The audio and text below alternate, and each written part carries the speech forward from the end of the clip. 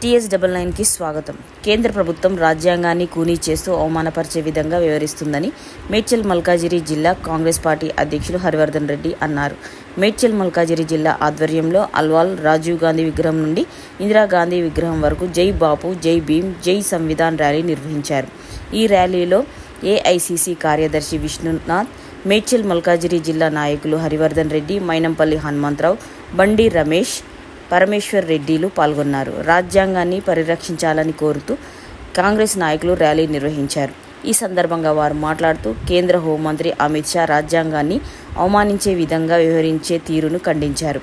ప్రపంచంలోనే భారతదేశానికి గొప్ప సంపద ఉన్న రాజ్యాంగాన్ని మార్చేందుకు ప్రయత్నాలు జరుగుతున్నాయని ఆరోపించారు. రాజ్యాంగాన్ని కాపాడుకోవాల్సిన బాధ్యత ప్రతి ఒక్కరిపై ఉందని, భాజపా అనుసరిస్తున్న విధానాలకు వ్యతిరేకంగా పోరాడాల్సిన సమయం ఆసన్నమైందని అన్నారు. మల్కాజిగిరి నియోజకవర్గంలో మేడ్చల్ మల్కాజిగిరి జిల్లా ఆధ్వర్యంలో మైనంపల్లి గారి ఆధ్వర్యంలో జరిగినటువంటి జై భీమ్, జై బాపు, జై భీమ్, జై సంవిధాన్ కార్యక్రమాన్ని చాలా పెద్ద ఎత్తున నిర్వహించడం జరిగింది. ముఖ్యంగా ఈ కార్యక్రమం మా ప్రియతమ నాయకుడు భావి భారత ప్రధాని రాహుల్ గాంధీ గారు తీసుకున్నటువంటి నిర్ణయం. మరి ముఖ్యంగా ఈ కార్యక్రమం తీసుకోవడానికి కారణం ఏంటంటే రాజ్యాంగాన్ని ఈరోజు ఉన్నటువంటి బీజేపీ రాజ్యాంగాన్ని పట్టించుకోకుండా రాజ్యాంగాన్ని మార్చే విధంగా ప్రయత్నం చేస్తున్నందుకు ఈ కార్యక్రమం తీసుకోవడం జరిగింది. మరి ఈ యొక్క కార్యక్రమం బీసీ కులగణన జరిగిందంటే భారతదేశ వ్యాప్తంగా బస్తీ బస్తీలో, గల్లీ గల్లీలో ఈరోజు జై బాపు, జై భీమ్, జై సంవిధాన్ కార్యక్రమాలు చేపడతా ఉంటే బీజేపీ వాళ్ళ గుండెల్లో రైలు పరిగెత్తి ఎప్పుడైతే బీసీ కులగణన తెలంగాణ చేసి అసెంబ్లీలో పాస్ చేసినాక మరి వాళ్ళు విమర్శ చేయడం జరిగింది. మరి తద్వారా ఇది బీసీలందరూ కూడా బీజేపీని భారతదేశ వ్యాప్తంగా దూరం పెడతారనే భయంతో మరి రాహుల్ గాంధీ గారు తీసుకున్నటువంటి నిర్ణయాన్ని ఈరోజు స్వాగతించిన వాళ్ళు. అంటే ఈ ఒక్కటి జరిగిందంటే బీసీ కులగణన కానీ అదే ఎస్సీ యొక్క వర్గీకరణ కానీ జరిగిందంటే దానికి మా యొక్క రాహుల్ గాంధీ గారు మన తెలంగాణలో మన ముఖ్యమంత్రి మొట్టమొదటగా భారతదేశంలో ఎవరు తీసుకున్నటువంటి నిర్ణయాన్ని బీసీ కులగణన చేయడం ఒక చారిత్రాత్మక నిర్ణయం. దీన్ని భారతదేశ వ్యాప్తంగా అందరూ కూడా స్వాగతిస్తా ఉన్నారు. మరి దానికి అనుగుణంగా ఈరోజు బడుగు బలహీన వర్గాలకు అండగా ఉండేటువంటి పార్టీ కాంగ్రెస్ పార్టీ. అందుకే ఈ యొక్క కార్యక్రమాలు చేపడుతూ ప్రజలను చైతన్యం చేసి ఏ విధంగా అయితే మనము స్వాతంత్రాన్ని పోరాటాల ద్వారా నిర్మాణం చేసుకుని మరి స్వాతంత్ర పోరాటంలో మనం విజయం సాధించినామో ఈ రోజు కూడా కాంగ్రెస్ పార్టీ పోరాటాల ద్వారానే ఈ బీసీ కులాలు కానీ ఎస్సీ వర్గీకరణ కానీ జరుగుతున్నాయనడానికి మా యొక్క నాయకుడు రాహుల్ గాంధీ మా యొక్క రాష్ట్రంలో మా ముఖ్యమంత్రి గారు తీసుకున్నటువంటి నిర్ణయాలకు అనుగుణంగా జరిగింది. కాబట్టి మరి తప్పకుండా ఇదే కార్యక్రమాలు తెలంగాణ వ్యాప్తంగా తీసుకెళ్లి మేము ఇచ్చినటువంటి అన్ని కార్యక్రమాలను పూర్తి చేసి అన్ని గ్యారంటీలను పూర్తి చేసి ప్రజల మన్ననలు పొందే విధంగా మేము ముందుకుంటామని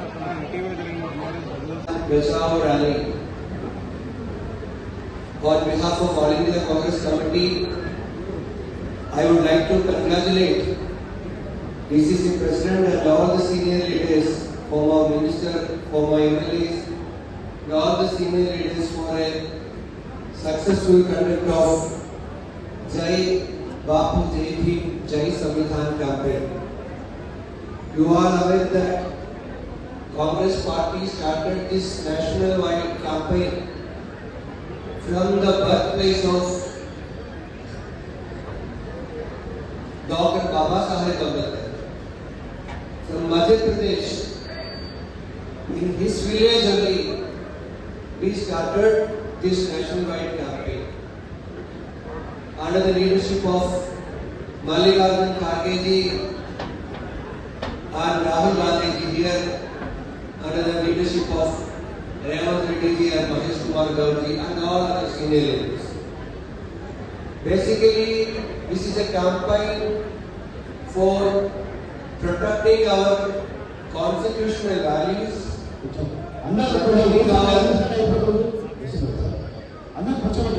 is trying to destroy our constitution, constitutional values and constitutional institutions. Example, the Election Commission of India is not an independent organization. Enforcement Directorate, Income Tax Department, they all are working like a friendly organization of BJP, like ABVP, Mahila Morcha. ED and IT department is working like a BJP's friendly organization. So this is the time to protect our constitution and constitutional institutions. Rahul Gandhi, for him, protecting constitution and fighting for social justice on and same. Fighting for social justice and protecting constitution is on and same. He started his Bharat Jodo Yatra with this slogan only, for social justice. And Rahul Gandhi is the only leader. He demands caste census. He asked Narendra Modi to implement caste census entire the nation. But the BJP leader here in Telangana also, they said Rahul Gandhi is trying to divide the society. But Rahul Gandhi ji, after forming the government, Congress government in Telangana, after forming Congress government in Karnataka, Rahul Gandhi on behalf of Congress party, he requested Siddaramaiah ji and Revant Reddy to start caste census. And we are very proud that from Telangana, the national way, we are the #1 state. We have conducted caste census and we enacted an act in the assembly to implement caste census. నన్ను తప్పులో పడేయకుండా నేను ఎక్కువ సమయం తీసుకోను. Speech లో మాట్లాడాలంటే మీ గలికి వచ్చి మాట్లాడదాం. మేము నాయకులమంతా కూడా మాట్లాడతాం, మీకు అండగా ఉంటాం. ఎందుకంటే కాంగ్రెస్ కు చాలా చక్కటి పటిష్టమైన క్యాడర్ ఉంది. ఇప్పుడు సదభ్యం ఇస్తున్నాం, ప్రజల మంచి మెసేజ్ పోయిందా లేదా? అరే ఇచ్చిన మెసేజ్ మంచిగా వెళ్తాం, హైలైట్ ఏంటి? చేసేటని చేస్తాం. వాళ్ళు ఏం పడగొట్టలేదు 10 సంవత్సరాల్లో. ఏం చేసిండ్రు? మొత్తం బీదోళ్ళకి అన్నం పెట్టకుండా సెక్రటరీ నిలబొట్టి సెక్రటరీని కట్టింది. వాళ్ళు చాలా హైదరాబాద్ ఉన్నాయో దాన్ని సుందరీకరణ చేసుకున్నారు. వాస్తవమా కాదా? వాళ్ళ కాడ 1000 కోట్ల ఆస్తులు సంపాదించుకున్నారు. 7.5 లక్షల కోట్ల అప్పు చేస్తే వాళ్ళు 7.5 కోట్లు సంపాదించుకున్నారు. చెప్పేది చాలా ఉన్నాయి. వాళ్ళు ఇంట్లో కూడా మనం మాట్లాడితే మొదలు పెడితే హరీష్ రావు నిద్రపోడు, కేటీఆర్ నిద్రపోడు, కేసీఆర్ నిద్రపోడు అని చెప్పి కూడా ప్రామిస్ చేసి చెప్తా ఉన్నా. మీరు గట్టిగా పనిచేయండి. నేను స్పీచ్లు ఇవ్వాలంటే మరి మీరు ఆకలితో తిట్టుకుంటా లేస్తారు. 5 సంవత్సరాలు ఇచ్చింది ప్రజలు. ఈ 5 సంవత్సరాల్లో ఏవేవి పథకాలు ప్రామిస్ చేస్తామో అన్ని కూడా అమలు పరుస్తామని చెప్పి కూడా సభాముఖంగా తెలియజేస్తా ఉన్నా. ఇవి మీకు చెప్పవలసిన అవసరం ఉంది. వాళ్ళు ఏం చెప్పారు? కేసీఆర్ తెలంగాణ రాష్ట్రం రాగానే, ప్రభుత్వం రాగానే ఇంటింటికి ఒక ఉద్యోగం ఇస్తా, దళితుల్ని ముఖ్యమంత్రి చేస్తా, దళితులకి 3 ఎకరాలు ఇస్తా అని ఇచ్చిందా? మరి ఎందుకు చెప్తలేము? మనము ఎందుకు చెప్తలేము? చెప్పవలసిన అవసరం ఉంది. వాళ్ళ ముందు చెప్పాలి. ఇవాళ ఉద్యోగాలు ఇచ్చిన మనం వాళ్ళు ఏం పడగొట్టలేదు. మనం మాటలు చెప్పలేకపోతా ఉన్నాం. వాళ్ళు ఏంటంటే అటు హరీష్ రావు గాని కేటీఆర్ గాని ఒక సోషల్ మీడియాను మెయింటైన్ చేస్తారు. ఎంతమంది?